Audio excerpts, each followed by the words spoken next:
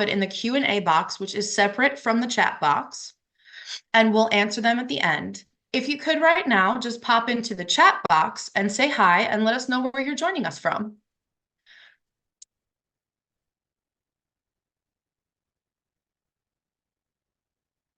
See, everybody's being a little shy. That's okay. So for now, I would really believe it to be my honor and privilege to welcome Sofika Zielyk, artist and ethnographer. She is a native New Yorker and holds a degree in history from NYU, New York University. She started making pysanky and ceramics when she was 6 years old, having learned the basics of these traditional Ukrainian art forms from her mother, who I believe is joining us this evening. Welcome. What began as a hobby has developed into a professional pursuit, and we are happier for it. Sofika has exhibited her work extensively, most notably at the Metropolitan Museum of Art, the American Museum of Natural History, Museum of Arts and Design, the Office of the Security Council of the United Nations in New York, the Embassy of Ukraine in Washington, D.C., America House, a component of the U.S. Embassy in Kyiv, as well as venues in Paris and Rome. Her pysanky are in permanent collection on the Ukrainian Museum in New York, the Embassy of Ukraine in Washington, D.C., America House in Kyiv, and the Pysanka Museum in Kolomia, Ukraine. In 1992, Sofika was the first American of Ukrainian descent to exhibit her work in our ancestral homeland, Ukraine, at the Taras Shevchenko Museum in Kyiv and the Taras Shevchenko Museum in Kyiv. She has also been accepted as a full-fledged member of the prestigious Association of Folk Artists of Ukraine. In early 1993, a bilingual book on the art of the pysanka by Sofika was published in Ukraine. It contains 100 color photographs of her eggs, as well as sections on lore of the Ukrainian Easter eggs and step-by-step instructions. In 2014 and 2015, Sofika received a Fulbright Scholar Grant and spent 8 months in Kyiv, Ukraine, researching folk art as inspiration and muse for early 20th century artists of Ukraine. When Russia invaded Ukraine in 2022, Sofika quickly engaged in cultural diplomacy, using her artistic talent and ethnographic experience to support Ukraine. She has been interviewed by CNN, Time Magazine, The Washington Post, and several local New York City TV stations. She has also been featured on NPR's All Things Considered. It is my absolute honor and privilege to welcome Sofika Zielyk. Thank you very much for the introduction, Mia. I want to first of all thank the Ukrainian History and Educational Center for their invitation for me to speak with you today. I believe this is the third time. Mia has mentioned what's going on at the Ukrainian History and Educational Center, and I have to say that from personal experience, that is a gold mine of archives of everything that you ever wanted to know. So I urge everyone who has a question about anything to contact the center. They are very welcoming and will show you anything you want, but just wear the white gloves. But I will now share my screen.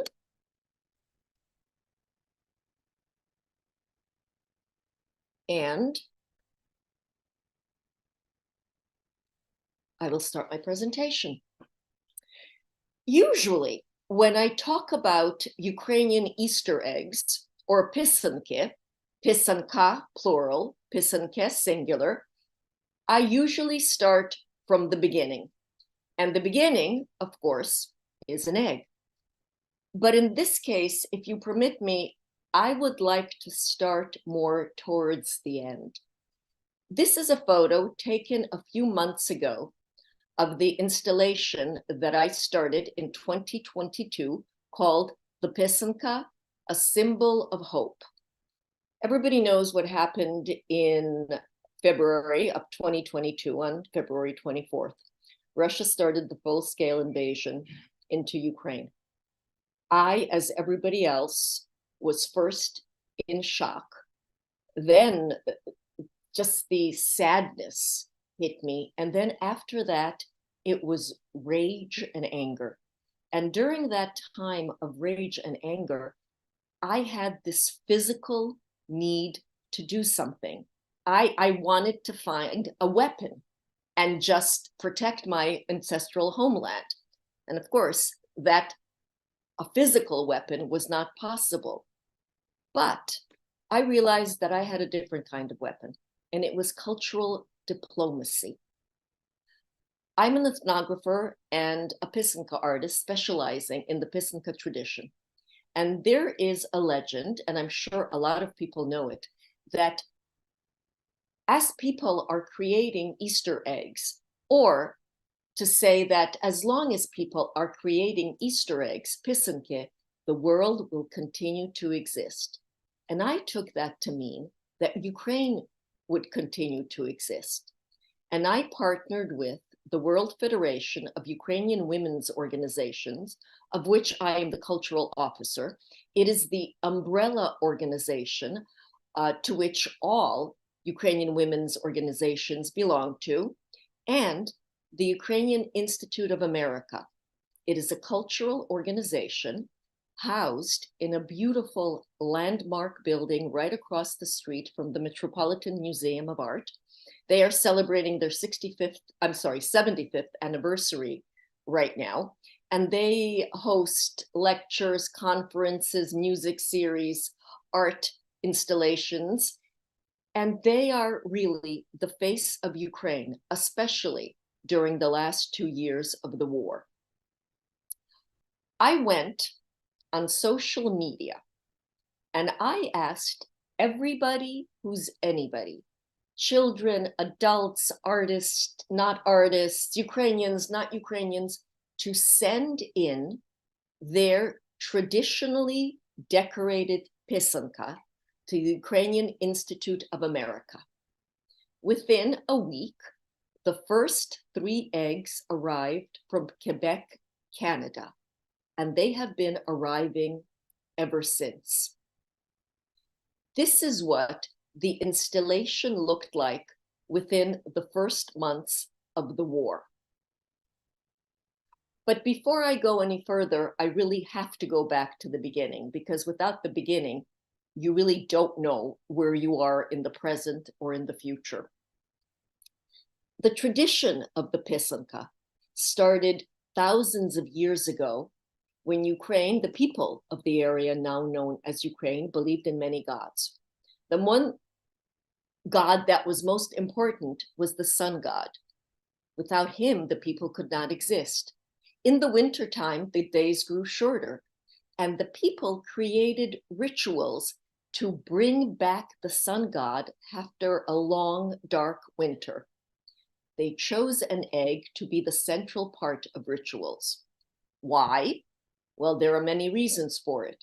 Number one, the yolk inside the egg reminded people of the sun itself. When the people held an egg in the palm of their hand, they thought they could harness a little bit of the power of the sun for themselves. And one of the most important reasons of all, a rooster comes out of a chicken egg. And the rooster was the sun god's chosen creature. The sun listened to the rooster because when the rooster crows, the sun comes out. People gave the gift of an egg to the sun god to bring him back, but they also decorated it in symbols of tribute and prayers. These are all symbols of the sun: an 8-pointed star, a 3-spoke solar wheel that describes the movement of the sun, a cross equal on all 4 sides, and the swastika, which has a very evil reputation right now, but it's an old Sanskrit symbol for good luck. There's also other deities depicted on the egg. This is the earth goddess. There's now a big debate about what she was called, but whatever the name is, whether you call her Berehenya or Mokosh or anything else, she did exist on the eggs. And she is shown in different forms and sometimes hidden in the design, as you can see by the photograph on the lower right. One of my favorite gods is called Veles. He was the god of cattle, which equaled wealth, and the god of music, and poetry. And his symbol was a circle with 1, 2, or 3 bands around it. That was his eye. And with that eye, he looked through fields and forests to see if animals were being reborn after a long winter.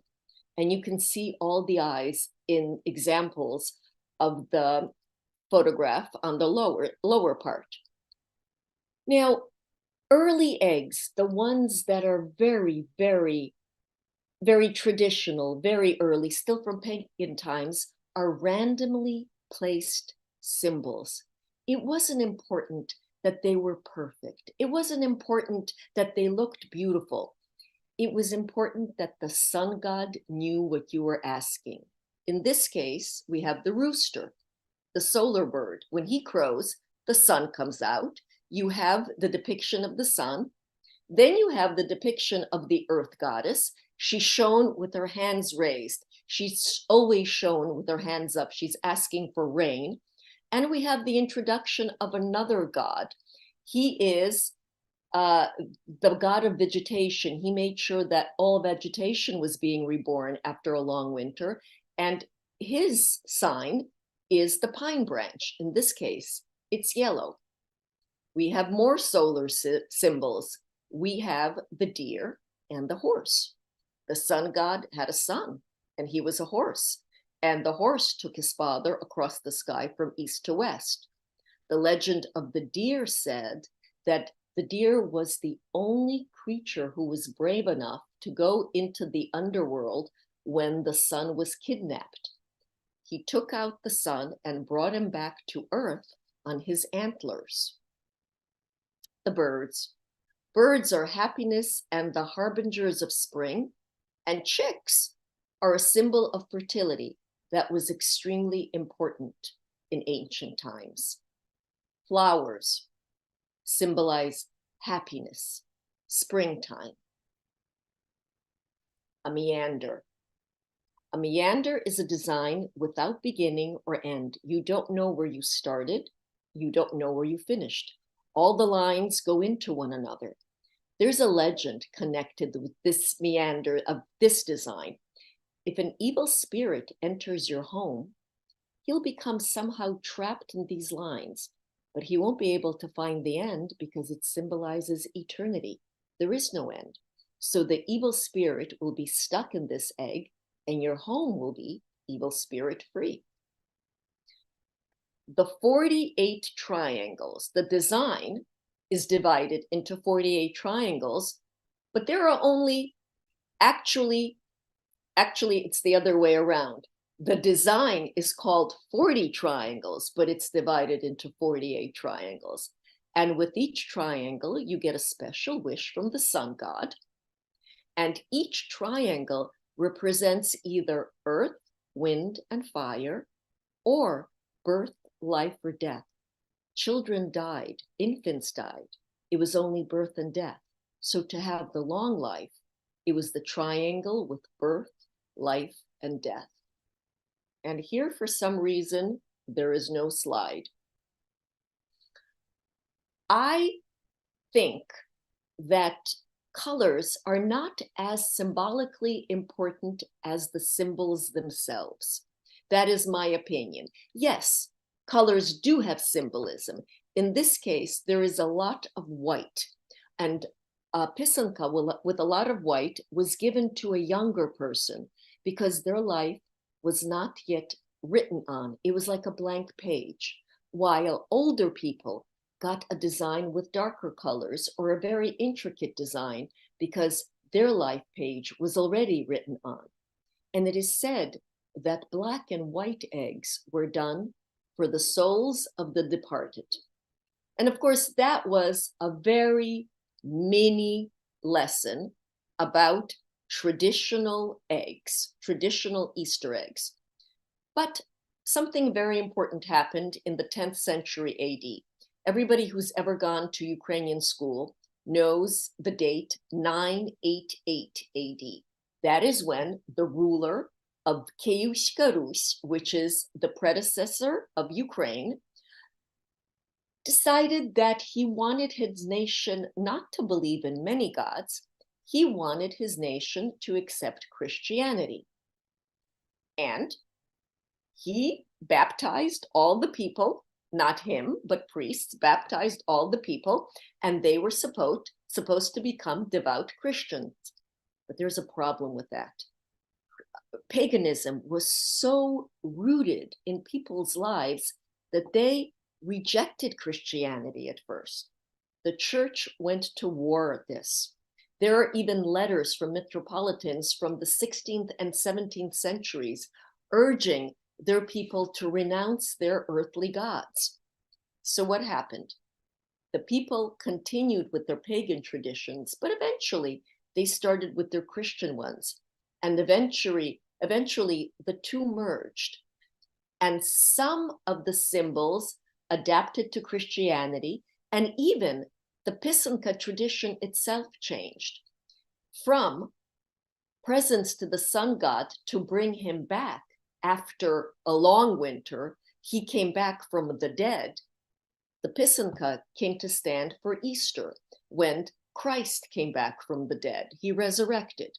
And many of the symbols were changed. Very often a symbol has a double meaning. The fish, which in pagan times either meant good harvest or health, now became the symbol of the church. The 40 triangles, my opinion is that it was much easier to explain the number 40 in Christianity. The 40 days of Lent, the 40 days Christ spent in the desert, and the 40 martyrs. And of course, the triangle now represents the Holy Trinity. The pagan earth goddess, with her hands upraised, asking for rain, went transformed from being the most important goddess in the pagan pantheon to the most important female in the Christian religion. And one ethnographer, Erast Biniaszewski, claims that this mosaic in the Church of Saint Sophia, one of the earliest, if not the earliest remaining churches in Kyiv, is portrayed with her hands upraised. So it would be an easier transition from people from paganism to Christianity. The cross, equal on all four sides, was the symbol of the sun. In time, the horizontal bar went up, and that became the Christian cross. The only symbol that I know of that was added when Ukraine adopted Christianity was the church. Accidents happen, of course they do. But this slide is to remind me to tell you that traditionally, the egg yolk had to be kept inside the egg. There was life inside the egg. If you blow out the yolk, you kill the life and you kill the sun god. And actually, it was bad luck to give a gift of a pysanka that was blown out. If one gave it to a woman of childbearing years, she would become barren. If a child got a blown out egg, the boy or girl's growth would be stunted. So it was very important to keep the yolk inside the egg. Now, the legend that I mentioned in the beginning of this presentation says that as long as people are creating pysanky, the world will continue to exist. The legend says that in the Carpathian Mountains, there is an evil monster chained up in a cave. Each year, he sends his spies into the world to see if people are creating pysanky. If people are creating pysanky, the spies come back and tighten the monster's chain. But if people are not creating pysanky, the spies don't come back. The chains become looser and looser. The monster will come out and it will be the end of the world. And that is why people believed they had to create these eggs in order for the world to exist. And what I find very interesting, that only women were allowed to do these eggs. So the women were in charge of the world in order to the world to exist. And women created these eggs very late at night when it was very dark, so that no one could cast an evil eye on the design, and the sun god would not grant you the wish. The designs and the incantations and the prayers that were said before the writing of a pysanka were all kept secret. And that is why, unfortunately, the prayers and the incantations did not reach us. Ukraine is a very large country. Each region of Ukraine had their specific way of decorating the egg. We are very known for the hutsul-like designs. They're very intricate and they're very, very complex. However, most people don't realize that these are traditional designs from the Poltava area in the east. These are traditional designs from Eastern Podillia. These are traditional designs from Eastern Podillia as well, but from another village, from the Surisha region. And everybody does not, well, most anybody, people don't believe me when I say that pink and green are traditional designs in certain areas. These are designs from the Podillia region as well, but from Western Podillia. So there are many different designs, many different ways of decorating the egg besides the hutsul intricate ones, which are absolutely beautiful as well. Now, all of this that I told you are quote unquote traditional eggs. During the Spring of Nations, starting in the 1850s, ethnographers went into the field to document the peasant way of life, including the Pysanka tradition. Up until now, as I said, this was passed down from mother to daughter. It was never written down. During the Spring of Nations and in Eastern Ukraine till about 1920, and in Western Ukraine till about 1939, these pysanky designs and all the information about them were documented in books. This is one of the greatest books that was put out towards the very end of the 1900s, and this includes more than 2,000 depictions of traditional eggs from Eastern Ukraine and the Volyn area. And there are many, many books like that, and these are known as traditional designs. Now, as I said, in the 1920s in Eastern Ukraine and 1939 in Western Ukraine, the Soviet Union started persecuting anybody who wrote pysanky. The Soviet Union wanted to create a perfect Soviet man. And whatever that didn't fit into that criteria was dismissed and persecuted. And during the Soviet Union, this tradition was almost extinct, especially in Eastern Ukraine, with only a few pockets of pysanka creating in Western Ukraine. However, something happened during that time as well. At the end of the 19th century and beginning of the 20th century, people started to emigrate to different countries in the world. Some of them emigrated for economic reasons to get a better life, and some of them for political reasons, like my parents and grandparents. They were fleeing the Nazis and the communists during World War II, and I am the product of this generation. But this emigration and the refugees brought with them their culture, including the pysanka tradition, and it flourished in the adopted homelands. The thing is, something changed. People forgot about the symbolism. They forgot about the chicks, meaning fertility, and the horses, meaning prosperity. Now the emphasis became on the complexity of the design and the beauty of the design and the geometry of the design. People no longer asked the sun god for favors. this became a symbol of Easter, and it became very realistic. Of course, there were fish in traditional eggs, but the fish never had fins like this. They never swam in blue oceans. Or there were what we called the vazon, which basically is the tree of life, but it was never in a vase like this with very realistic flowers.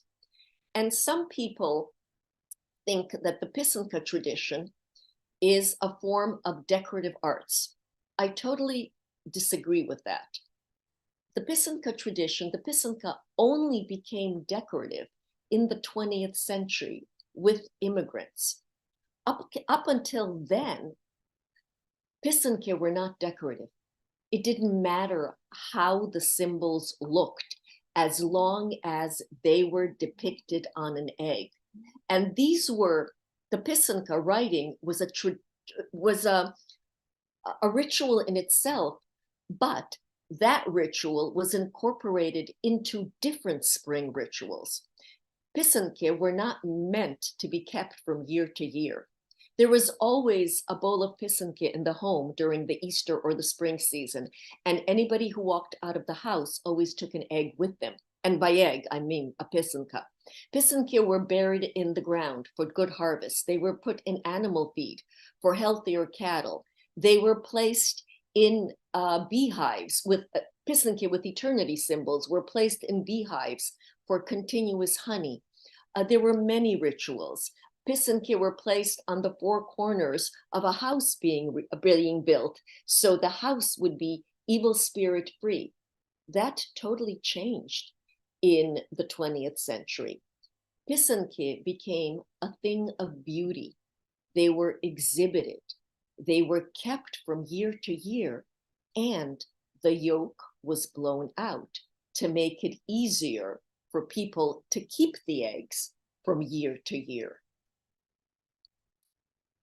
Then, when Ukraine regained its independence in 1991, the Pysanka started to be reborn in Ukraine, as well as all over the world. It gained more popularity. And up until now, I've talked about the traditional egg and the diaspora egg, which the pysanky that were made very geometric and very beautiful and very realistic. In the 1990s and early 2000s, something new happened. It's called the autorska pysanka. Translated would be the author's or the artist pysanka. And I don't even know if you can call it a pysanka. And that is a debate that will last for decades and decades. Artists, mostly artists, created designs on eggs using the batik technique, but they were totally different. I've seen everything from the Statue of Liberty to a breakfast plate with bacon and eggs on it. This is my example of a 9-part series called The Hutsul Wedding, and it is based on design from traditional ceramics. And for some reason, again, this was supposed to be an icon. In any case, I apologize for that. Here we have the paintings of Maria Primachenko. If you are in the New York area, I urge you to go to the Ukrainian Museum, where there is the most beautiful exhibit of naive artist Maria Primachenko. She was recently in the news because a museum that was housing many of her works was bombed in the early days of the war. But I started to create designs in the artistic style of Maria Primachenko. She was very famous for painting mythological beasts. Ukrainian-born artist Sonia Delaney, I also started to create egg designs in her fashion.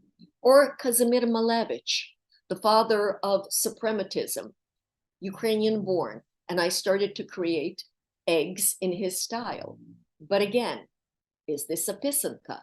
Is this a pysanka just because it's created in the batik technique? Is this a pysanka, or is this a pysanka because the person creating it is Ukrainian? this is controversy, and we will talk about this for the next decades to come. But now coming back to the pysanka, a symbol of hope. It is my great honor to curate this pysanka. As I said, I conceived of this in the early days of the war in February. I partner with the World Federation of Ukrainian Women's Organizations, and I partnered with the Institute. The main reason I partnered with the World Federation was, one, because I am their cultural officer, but because, as you remember, only women were allowed to do these eggs. And the World Federation is a women's organization. I thought of this as a very traditional project. The vessel which houses all the pysanky is very close to the ground. It symbolizes the earth because, of course, Ukraine is the breadbasket of Europe. On the foam boards, which talk about which give the information of this installation, you have the rushnike, the ritual cloths, and the ritual cloths were talisman. They protected a person. They guided the person through birth, through death. In front of the installation, you have the periwinkle, the barvinok. And barvinok in our mythology signifies everlasting life. It never dies, it's always green. On the left-hand side, you have the kalina berries. Kalina is the unofficial symbol of Ukraine, and it signifies, among other meanings, beauty. Of course, we have wheat, which is because Ukraine is the breadbasket of Europe. We have a candle in memory of all those who perished during the war. We have the candle wrapped in red ribbon because our mythology says that red keeps away evil spirits. And you can't see this in the photograph, but there's also a black ribbon for all those who have fallen. The first 3 eggs, as I mentioned, came from Quebec, Canada. This is the way the installation looked in the beginning. The vessel has burlap. The eggs are lying on sections of burlap as well as a vereta. Vereta is a woven cloth or woven tapestry that's very, that everybody in Ukraine has. It could either be a bedspread, it could be a wall hanging, it could be a tablecloth. This is the way the installation looked in April. This is the way the installation started looking in May. And this is the way the installation looked in October of 2022. As more eggs come from all over the world, we now have more than 800 eggs from 15 countries and almost all states of the Union. The installation changes because as eggs are put in, it just looks very different. And that's very exciting about this installation. But one of the privileges I have in curating this is reading the notes that accompany each pysanka donation.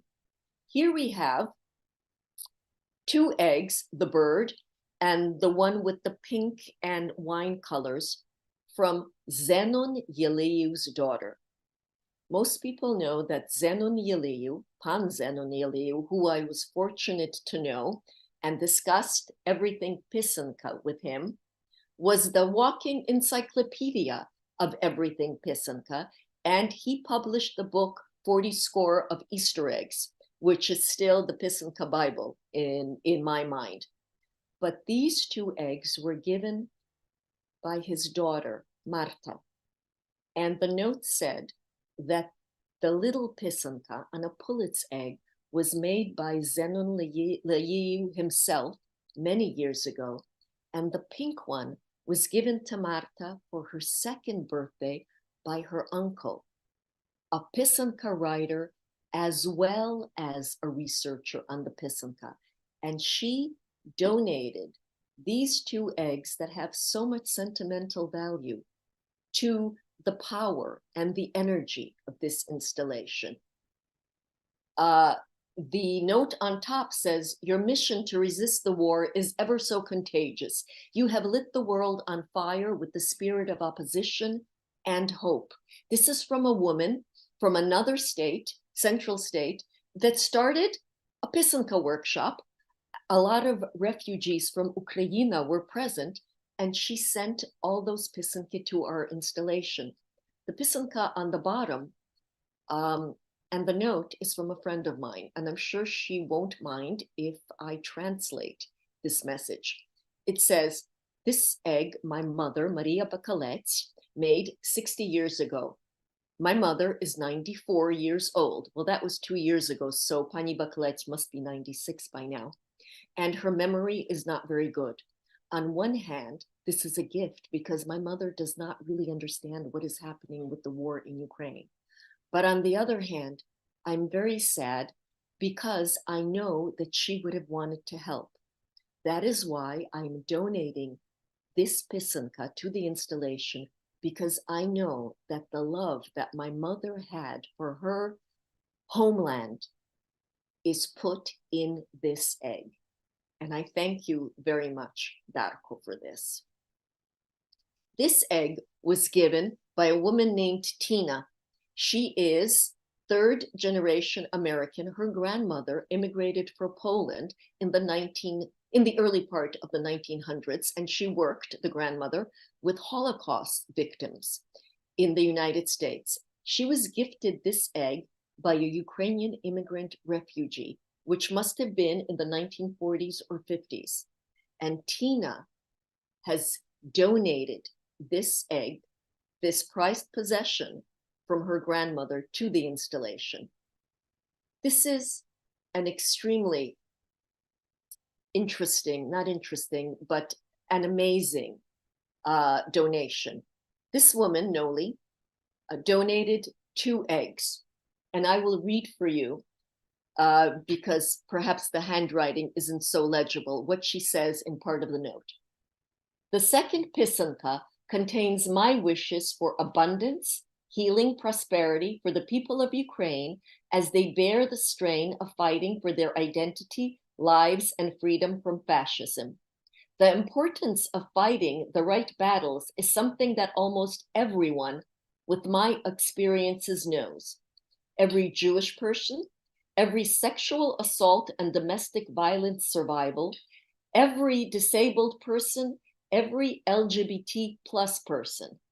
And I could not live with myself if I did not bring what abilities I have to bear on taking part in supporting those on the front lines of the suffering, even in so small a way of providing you these died treasures and their stories. May they bring comfort to those who see them, will receive them, to use for rituals, for rebuilding and reestablishing. Shalom. And I thought that it would be very difficult to continue after this, but I have to show you a note from Nina K. Nina came to my workshop that I was doing, and she wrote this note to the egg she donated. This Pysanka I made is dedicated to everyone in Ukraine right now, all the kids and boys and girls and moms and dads and grandparents. I know you might be going through a tough time right now, but just know that все буде добре. Everything will be okay. Slava Ukraini. And Nina K, we know everything will be okay. We have many visitors in the past 2 years coming to the Pysanka, a symbol of hope installation. Many have visited, many have placed Pysanky into the installation.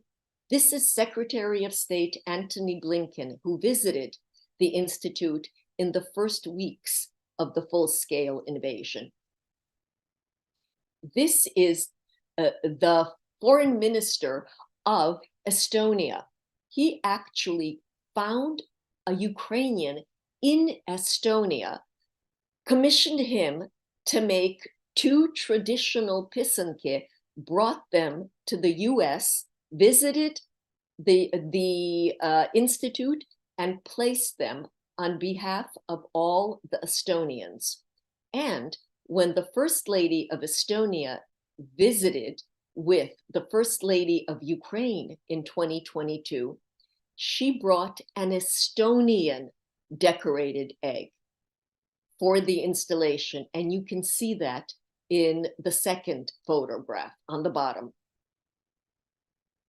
Pani Małgorzata Gozelska, pardon my awful Polish accent, she was the former Speaker of the Sen, but she was the Speaker of the Sen when she visited the Institute, and I showed her the installation. And I told her that we have yet to get an egg from Poland. And Pani Małgorzata said that she would take care of that. And of course, I believed her, but the Speaker of the Sejm is a very busy woman. Well, lo and behold, a few months later, she did pass on Polish Easter eggs, and the Consul General of Poland, Mr. Adrian Kubicki, came and placed it into the installation on behalf of all the Polish people. Then we have the ambassador to Kenya on the right. On the right lower part, the UN Women's Delegation had a workshop with me, and they created beautiful eggs to place in the installation. On the lower right, we have the ambassadors from Romania, Sweden, Luxembourg, and Guatemala. And the foreign minister of Guatemala said that there are versions of Easter eggs in Guatemala. They're called cascarones. And a few weeks later, the ambassador, the UN ambassador to the UN, brought in cascarones, children decorated eggs. They cut off the top of the egg, placed confetti in the egg, covered it with crepe paper or tissue paper, and on Easter, they break open the egg and the confetti comes out. And the UN ambassador to the Guatemalan ambassador to the UN placed those 50 cascarones into our installation. We also have Ayla Bakali, the head of all the Crimean Tatars in the diaspora. Ayla Bakali asked me to create an egg. The Crimean Tatars do not do pysanky, but she asked me to create an egg design on the basis of an antique, old Crimean Tatar pouch. I did that, and Ayla placed the egg on behalf of all the Crimean Tatars in the world. We also have other people, not from the international community, from the music community. We have on the upper right, the music director of the Met. We have Yannick Nizey-Segun and his partner violinist Pierre Touville. On the lower left, we have the general manager of the Metropolitan Opera, and Carrie Lynn Wilson, the conductor of the Freedom Orchestra and the Concertmaestro of the Freedom Orchestra. We have Hillary Clinton on the lower right and Governor Kathy Hochul on the upper left. We conduct workshops at the Institute and everywhere. We have Camilla Melander, which is the Consul General of Sweden. We have on the lower left, we have Xavier Solomon, the Deputy Director and Chief Curator of the Frick, students of different universities, of, in this case, Hunter College, and they all come, make an egg, and place it into the installation. And one of the most amazing workshops that I was privileged to lead was soldiers from Ukraine who came to America for rehabilitation, for medical reasons. And these soldiers, make no mistake, these soldiers are large, big men. They have seen and experienced things that we should never know and we will never know. And yet, these soldiers were so amazingly delicate and graceful and just gentle with these eggs. And they were so proud of their finished product. And each soldier, there were 5 of them, placed their pysanky in the installation on behalf of old soldiers fighting now and no longer with us. And of course, I had to take a selfie with the soldiers. Unfortunately, the 5th one didn't make it into the selfie.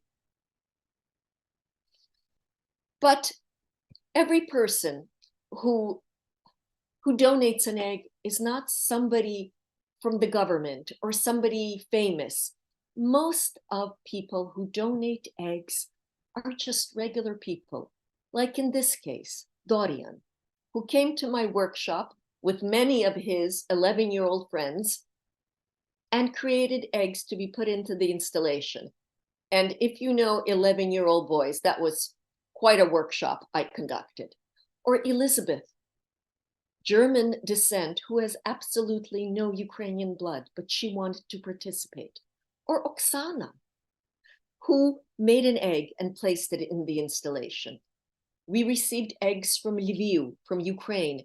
These are from displaced children of the war now living in Lviv and cadets who are being trained to fight at the front. We receive eggs from Pysanka retreats. People get together, create eggs, and they send them to our installation. We recently got a shipment from Abu Dhabi, from a women's group there. But during this installation as a curator, something happened that was so exciting for me. I witnessed the birth of a new Pysanka branch. We talked about the traditional eggs and we talked about the diaspora eggs. This is how it started. I'd like you to meet Ted. Ted traveled many miles through many states to come to my workshop. And he chose to recreate the egg that is shown on the bottom left. But he changed the colors. He changed the colors for the flowers to blue and yellow. And for a long time, he kept on dipping the egg to get the precise dark red. And I really wasn't too happy about this because I kept telling him that this was a very traditional project. But then I understood because he wrote a note with his egg donation. I designed this egg to symbolize the Ukrainian colors of yellow and blue for the daisies and the red background for the blood that the Russians have spilled in Ukraine. And then, just a little while later, we received this egg from Canada. And the note accompanying it said, I created this egg because Ukraine is the breadbasket of Europe. I hope for peace, and I hope it remains the breadbasket of Europe. And then we got peace, which was symbolized by sunflowers. And the note said, we are sending sunflowers on eggs because we're wishing for peace. And then if you can see, this egg is from Alina in Ukraine, from Ukraine, and she put trizubs, tridents, the coat of arms into her design. We received more eggs, which are in blue and yellow, and the trident, and sunflowers, and wheat. And more came. And I realized that I was witnessing a new branch. This is folk art in its most traditional sense. I call these eggs, I named them the war eggs. You can tell that some of them are made by true artists, but most of them are made by first timers. Most of them are made by people who sit down with intent, just like our ancestors did. Our ancestors sat down saying those special prayers and incantations, and they were asking for fertility or good harvest. Now, people are sitting down, and just like Noli, who wrote the note that ended with shalom, she was asking for abundance, she was asking for peace. People are sitting down and asking for peace in Ukraine and in the world. And this, to me, is something very new. And actually, I would like to go back to these eggs. As I said, these eggs were rituals, and they were incorporated in other rituals. They were buried in the ground and so forth. But what I didn't tell you in the beginning, that there is another phase to our installation. When the war is finished and Ukraine is victorious, all these eggs will travel to Ukraine, and we will go to all the areas affected by the war. We will go to Bucha and Irpin and Mariupol and Krim, Kharkiv, Kyiv, Lviv, every area that was affected by the war. And we will incorporate these eggs in those old traditional rituals. We will bury them in the ground for good harvest. We will put them in animal feed for healthier cattle. We will put them in beehives for continuous honey. We will put them on the four corners of a house not being built, but being rebuilt. And one more thing that I never mentioned in the beginning of this presentation is that when a child died during the Easter spring season, a pysanka was put in the coffin so that the child had something to play with in the afterlife. We will put a pysanka on as many graves of children who perished during the war. We will do so in memory of all the children that perished during the war. Now, I don't want to leave you with the image of a grave. I wanted to leave you with this image. This photo was taken just a few days ago, and it is not the complete installation because that didn't fit. But here we have over 800 pysanky from 15 countries around the world, most of the US states, a few are missing. And I wanted to show you this because it doesn't look like more than 800 eggs, but don't forget there are 3 layers of eggs in certain areas of this installation. But this exhibit, this installation, which I am truly proud to curate, is exploded. This installation showed me that the pysanka is a non-violent cultural symbol of resistance now all over the world. It is flourishing, not only in Ukraine, but everywhere all over the world, as we see by eggs coming in from Abu Dhabi. But this pysanka tradition can also be a metaphor for the Ukrainian nation, for the Ukrainian people. This presentation is called Fragile Yet Formidable. The egg itself is very fragile, but the tradition has gone on through centuries and centuries.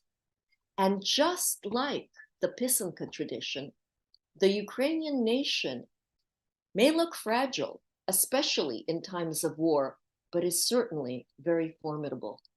Just like the tradition, the Ukrainian people have gone through the good times as well as the bad. They have gone through wars, famine, artificial famine, occupation, serfdom, disease, anything that you could think of. And yet they have come out stronger. They are united. This tradition and the Ukrainian people will persevere. So I started this installation as an answer to the aggressor.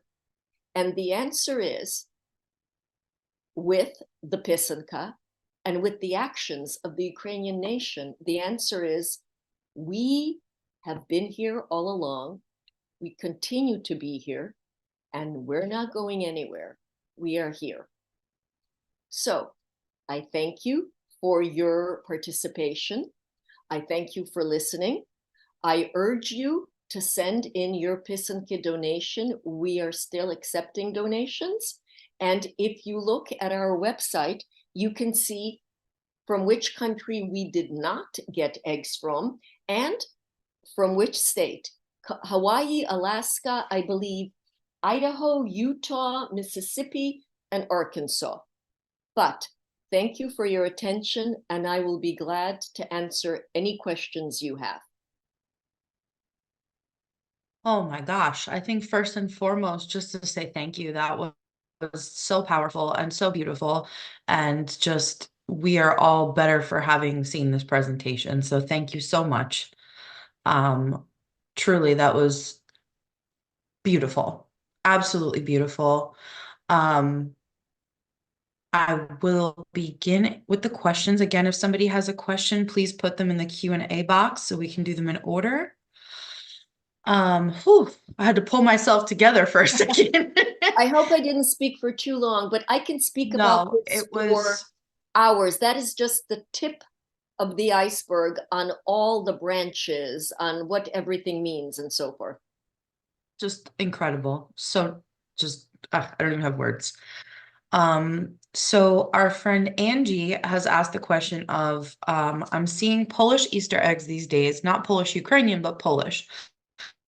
My mother came from Poland and they had no such tradition and knew nothing about it. Is this a recent adaptation or are there similar adaptations in other cultures?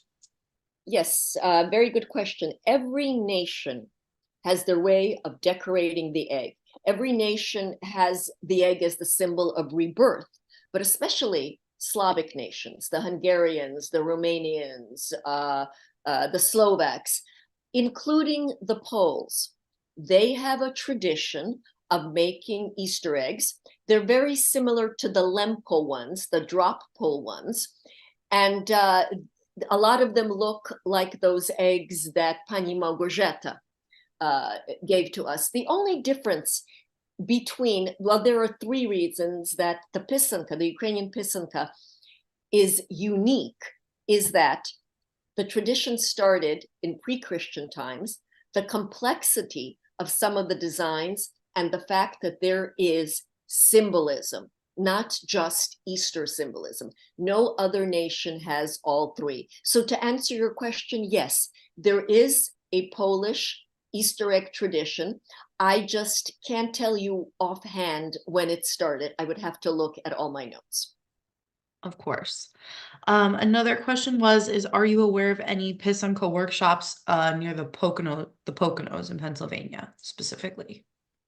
No, but I know of a Pysanka retreat at Soyuzilka, and I'm sure everybody knows Soyuzilka, and I don't think that's that far.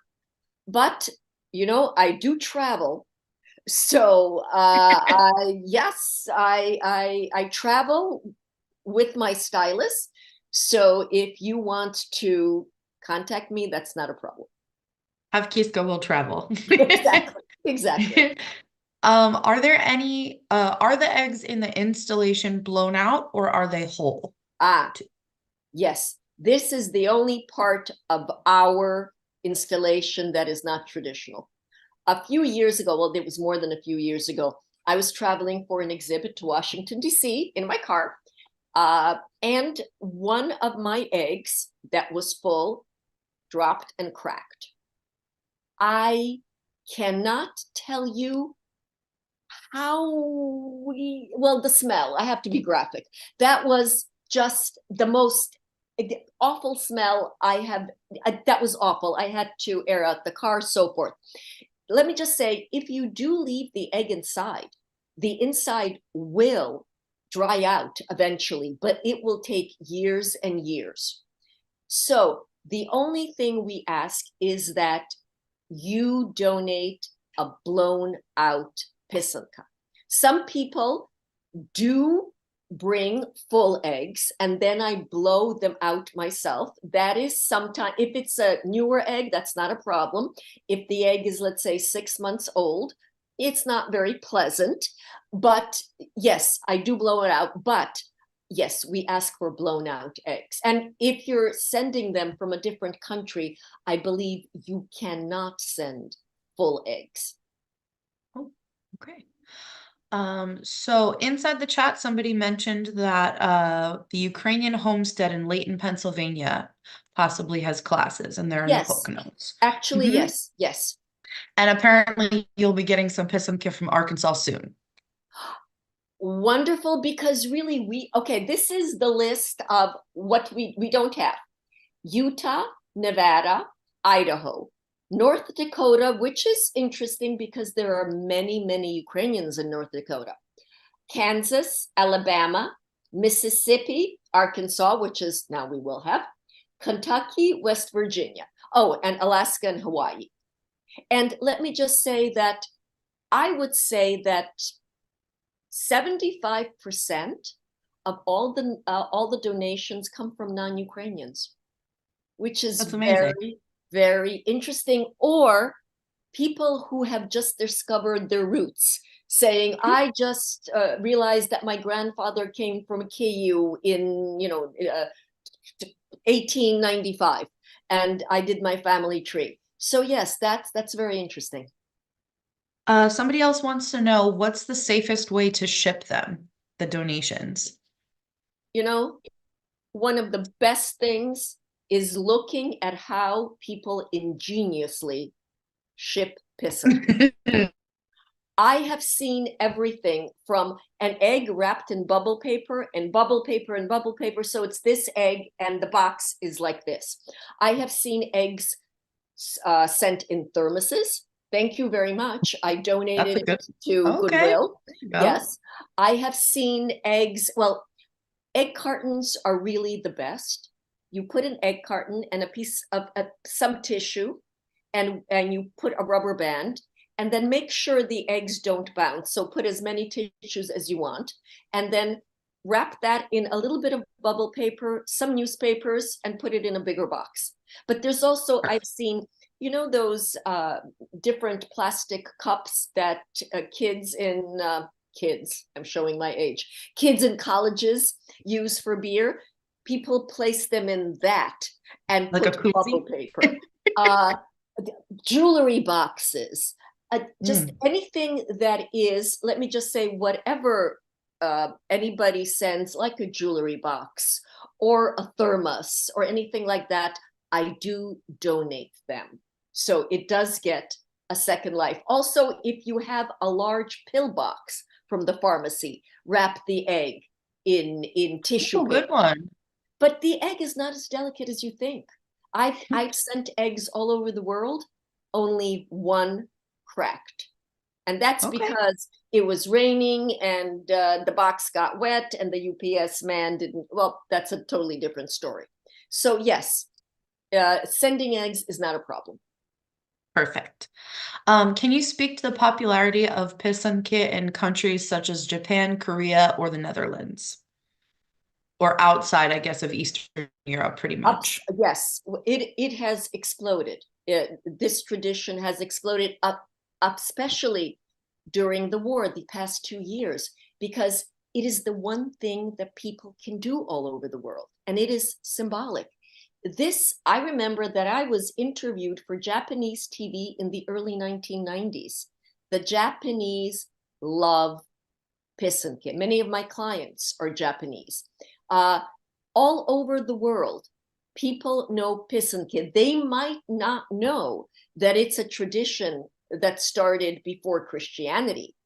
In Ukraine, many people don't know that because, as I said, this tradition was persecuted and people did not do this. but more and more people are realizing that there's more to this than just a pretty egg. There's more to it than and please don't get me wrong, diasporan eggs are absolutely beautiful, but it is just a different part of this tradition. I really love the way that you explain that too, because it is important to recognize that the diaspora population really preserved a lot of the folk art forms in certain ways. Yes. And I find that in our workshops, that's something often people don't realize. Actually, Now, if I can just interrupt, please. I was fortunate enough to have a Pysanka exhibit at the American Embassy in Kyiv. It's called America House. It's the cultural center. And what was interesting, what I said for the opening of the exhibit, that yes, this tradition was born in Ukraine. It came to the diaspora, in my case, to New York for safekeeping. And it was my distinct honor to bring it back to Ukraine, but show it on American soil. And this was just this round circle that really made me misty-eyed. So it's very interesting, the roads that the Pysanka tradition has taken. Certainly. Now, another question is, do you have any reading material recommendations to help understand the Pysanka symbolism? They find it challenging to know where to start when designing. Yes, there is good information, and then there is made up information. And unfortunately, the made up information is what people go for mostly. I would recommend, well, Zenon Yeleyu, it has I can't 1,000 or more different traditional eggs, mostly traditional eggs. There are many websites that have very good information. I believe it's called Pysanka Info Pysanka. Pysanka.info, I'm pretty sure. We've Yes, definitely my that one friend Luba. previously. Yes, she has scans of different books. She translates things. That is a wonderful book. My book, but it's out of it's no longer available for sale. There are Ukrainian sources that hopefully will be translated soon. But I would go, anything that you look at, please look for footnotes. And unfortunately, when my book was published, there was emailing, but mostly I went sending letters to the book publisher back and forth. And unfortunately, the footnotes never made it into the book. But I really would recommend, don't take something, because my Baba told me this is the way it is, this is it. Yes, your Baba may have done that, absolutely, and that's a family tradition, but that is not the cultural tradition. So I would recommend you going to the info at Pysanka, which I'm sure you can put. Yes. We put the link in the chat. Yep. Thank you. Thank you. Zenon Yeleyev's book. There's also Vera Manько from Ukraine, but her books, as far as I know, are mostly not translated. One book is, but Vera Manько is a good source as well. Sure. And if you wouldn't mind, in the chat box, would you just type in those two authors for the participants so they can have the spelling correctly? Let's see if I can even down on the bottom next to the share screen. There's the chat. Yes, I am doing that. Thank you so much. Yeah, I don't know anything about computers. Listen, well, you know a lot of things about a lot of stuff that we don't know. So everyone has their stuff, right? Everyone has their. I think this is the way to spell Zenon Yeleyu. I'm really not sure, but something like that. And which book also did I say? The other one, it looks like Natalia put in for us. So okay. That's all good. So Okay. just that one. Дякую. We have you answered the one question. Your book is no longer available for purchase. Is that correct? No, it's not. But let me just say, this was in the 1990s as I was just starting out. I'm very proud of the book, but I would have done things very differently had I published it today. But yes, I believe Luba Petrusha has it on her website. The info. Oh, okay, perfect. Yes, thank you. Um, 60 score Pysanky. Yes. Perfect. Another participant, Kathy, wants to know when you're going to be writing a book, writing a new book, I guess, or publishing something else. I would love to do that. If you know of a benefactor that can, yes, it is. I looked at it, it is extremely expensive Oh, to yeah. publish a book in the United States. But that is not out of the question. So I always say the composer Tchaikovsky had a benefactor, Madame Nadezhda, and he wrote music. She helped him live, survive. I would love to write Pysanky and somebody helps me to survive. But You need a patron of unfortunately, the arts. We'll yeah, find one for exactly. you. Exactly. Thank you. Somebody else asked if you would please speak more on distinct pagan Pysanka symbols utilized and practiced in various regions in Ukraine. There It's a are, long one, I think. yeah, there I can speak about it. You know what? The presentation I did about 3, 4 years ago, it was during the pandemic, before the full-scale invasion. I talked just about the Pysanka tradition. But to me, the traditional eggs was my first love. I started with diaspora because really I didn't know any better. We used to get Yeah. those postcards from Surma and other Ukrainian gift shops, and they were all extremely intricate and all beautiful. And then I discovered, oh, you know, it's a very good book. Erast Binyashevsky. It's called Ukrainsky Pysanke. It is no longer in print, but you can find scanned copies on the internet. But I looked at that book, and that was my pathway into ethnography. He talks about the goddess. He talks about fertility and this. Not every line, not every dot has symbolic meaning. I mean, the earliest designs, as I said, were randomly placed figures. But as time went on, let's say some woman needed fertility. So she depicted a chicken and maybe she did a nice little border around it. But again, this was not decorative art, as I mentioned. This was ritualistic art. Decorative art, 20th century, or we can even say the end of the 19th. Somebody asked if you could please type that last author and title. Yes, that is, let's see. Eras Binyashevsky, I think. Дякую.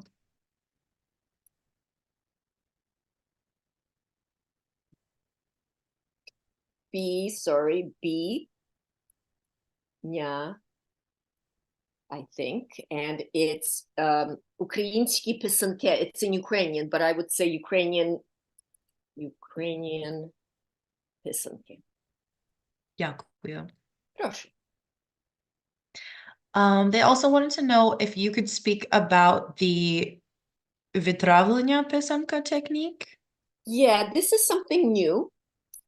I have never tried it. This is very popular in Ukraine.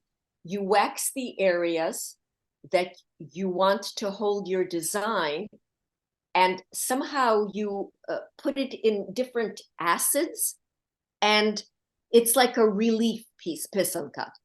I don't even know if you call it a pysanka. As I said, it's debates on what actually a pysanka is. But a person who does very nice jobs on this is Tanya Konoval, and she is on Facebook, and I can, Tatiana, but Konoval, and you can see her on Facebook. She does beautiful work like that. We actually have two workshops upcoming. One of them is an acid washback technique, and the other is, I don't want to butcher the terminology, but we have another one that's going to be a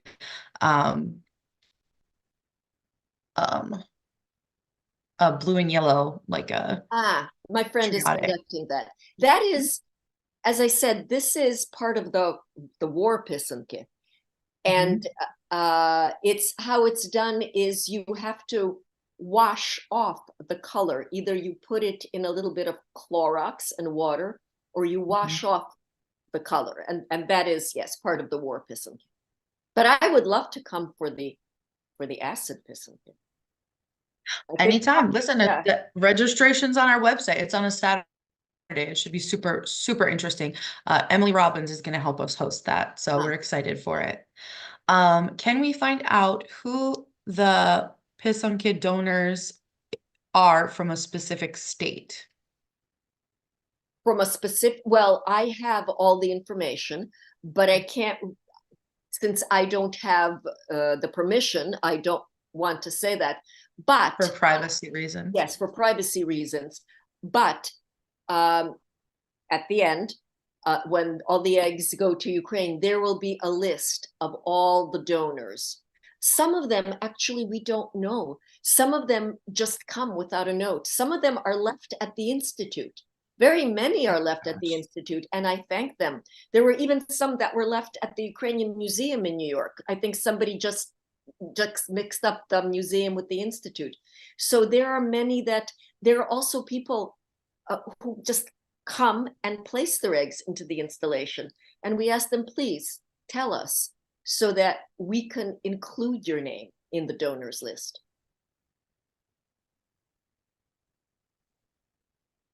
Okay. Well, again, Sofika, thank you so, so much. This has been just a tremendous, tremendous opportunity to spend some time with you and take in some of your knowledge. I want to thank everybody for coming. Be reminded that there's a link to the recording of this program that will be sent to everybody who registered. So if you want to replay it, or if you wanted to kind of revisit some of these question and answers, you'll have the opportunity to do that. We'll include the links in the email as well that comes out with the recording. So you'll have all those resources together.